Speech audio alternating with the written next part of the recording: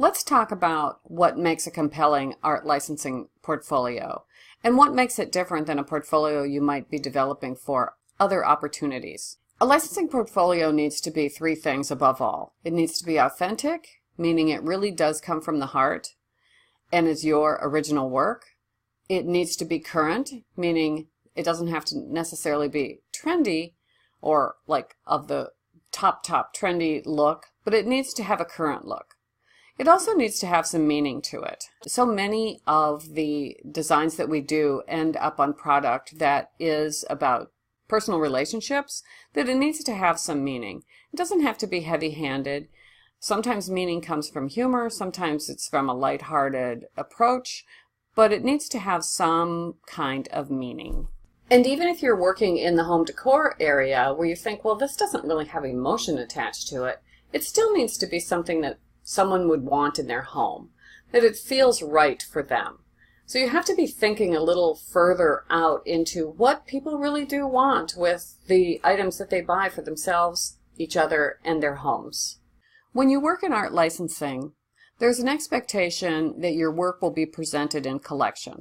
Generally, when you look at products in the stores, you will see often that they are presented in related images. So if you see, say, 4 coffee cups, they will have similar art styles, they may have different messaging, you'll see a lot of pattern mixing, and you'll see that they are building collections, so you need to present your work in collections. Not all the time. Sometimes a standalone piece of art is just fine, particularly in things we talked about earlier like jigsaw puzzles. They don't expect that to be in a collection. Let's go through the ones that I have shown you so I can explain to you what I mean. The first way that I am showing are the 4 on the left, which are the women's designs. These are all my designs, by the way. Now, what I did here is I developed a line, a collection, if you will, that is really about empowering women, a message of you can do this, I care about you. And it may be on greeting cards, or it could be on things like cosmetic bags or something like that. Even though they don't look entirely alike, they relate to each other with the elements that I have described. The texture, the type style, the art style, and the attitude. They relate to each other. So you might develop your collection, and sometimes this happens by what your style is like, and you work in one complete style. The second way that an artist might work, and sometimes, I do all of these things, so it doesn't mean you can only do one way or the other. In the second example is the journal and the shopping list and the thank you note, where I started with a pattern and then built product out of the elements of the designs of the pattern. Really give a client the option of, oh, here's a stripe and here are these icons you can play with, and this could become a fabric collection. It could become these exact products as is. But what you're showing the client is how your work can be designed into other things. Someone could license this for kitchen textiles, and they're going to develop the products differently, but they will use my icons, they'll use the stripe, they might choose that aqua background. So you're building them a little world in which they can build their products from. The third example is the Christmas design on the right. And in this example, the story is really about the funny little sayings. So I used a very similar art style. It's all the same color, all the same typeface, and what is changing out in this collection are the sayings. So when you think about product in this case, they might become 4 little coasters, drink coasters, or cocktail napkins. They could become paper tableware, or they may license 1 or 2 of them for greeting cards. So what you're showing is it's this singular format, this is the story, but it switches out because of the sayings. And when you start to look in stores, you will see how these things are presented and why licensing is different in that we want to be thinking about how they might use this on product. So these are 3 examples of how you might work in collections.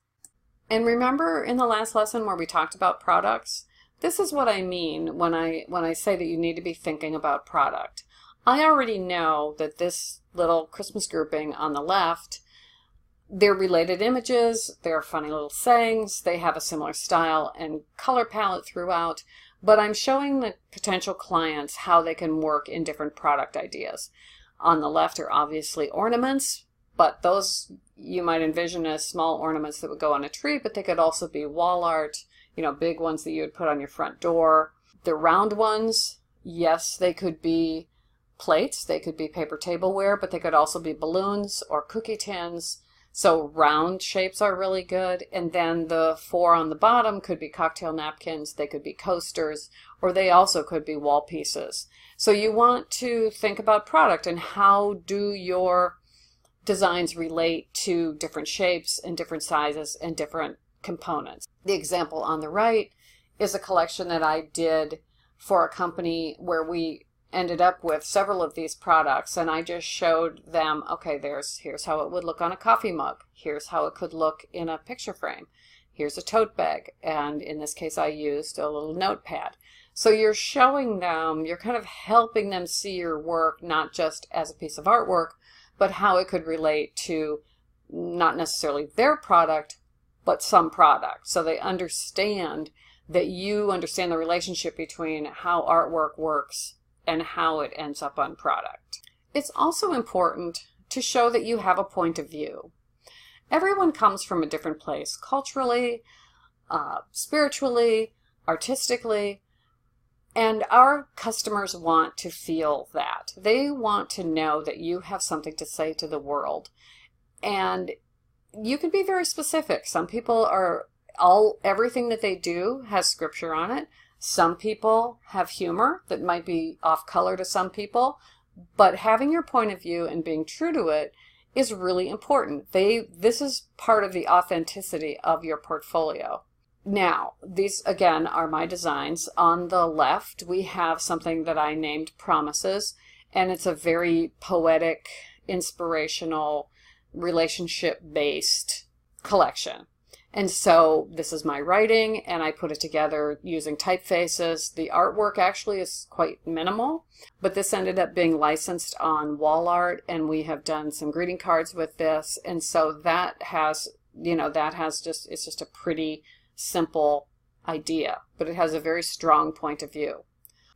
On the right is a little collection I designed called Hey Girlfriend, which is exactly what I'm saying it is. It's a communication vehicle for women to share with each other.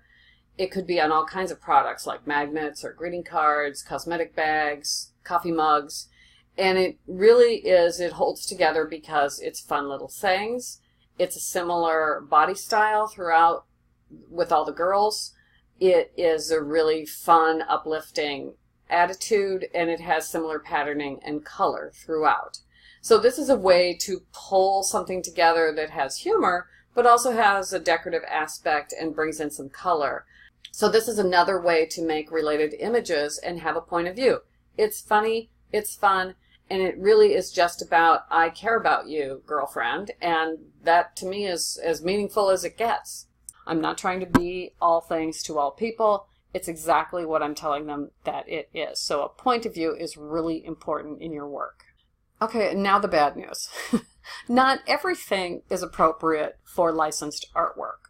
Over the years, these are 3 categories that we have found, although not impossible to license, they are more difficult.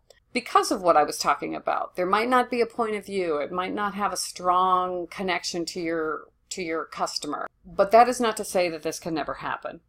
Like abstract art, abstract art, as we know as artists, is very subjective. Some people love it, some people hate it, some people love some of it. It's just a really very subjective genre. However, abstract art might be great for fabric, like you often see upholstery fabric or apparel fabric that might be a very abstract print. But again, you're getting a little nichey when you are trying to license abstract. So that is one of those, if all you do is abstract art, you either have to pick your product categories very specifically and then the manufacturers you're going after, or think about either doing things that have more of a representational side to them, or just decide that this is not for you. Photography can be tricky.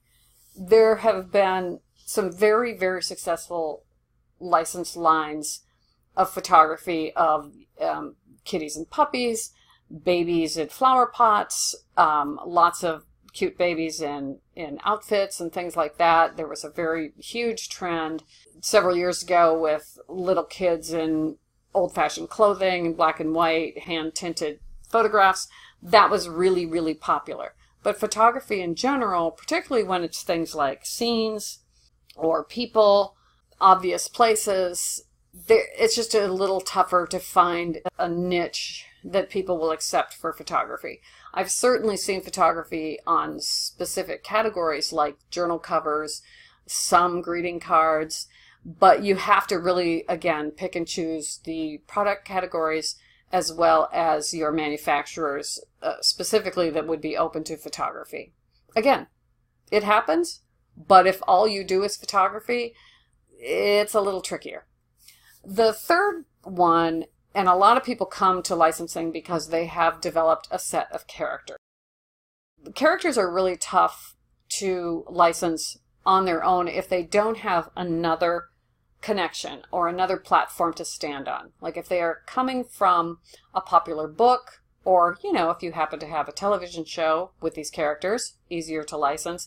But characters that just are out there because they're cute or because you've established a little world, without another connection to a market, they are very difficult to license all by themselves. Think about that when you are doing a character grouping. Is there a book in them? And maybe you should write a book and get the book published, and then you can work backwards into the licensing. But just starting with a character, tricky. Not impossible, but tricky. I'd like to circle back to what we originally talked about in this lesson. That your portfolio really needs to be authentic, current, and meaningful. And even though I gave you a pile of information and details on how you might do that, really keep that to your center. However you present, however you develop your portfolio, this is the main part of what you're going to be doing. If it resonates with you, if it is authentic and has a point of view, it's going to resonate with another audience, with other people that feel the same way you do. That, to me, is what is the most exciting part of this, is that we are really providing products for people that have meaning, even if it makes them just laugh, or they want to show it to their friend, or it really hits them in the heart of just saying, I thank you so much for saying that, and it gave me a way to say this to another person. To me, that is the whole crux of what this business is about. So keep those three things in mind as you are developing your portfolio.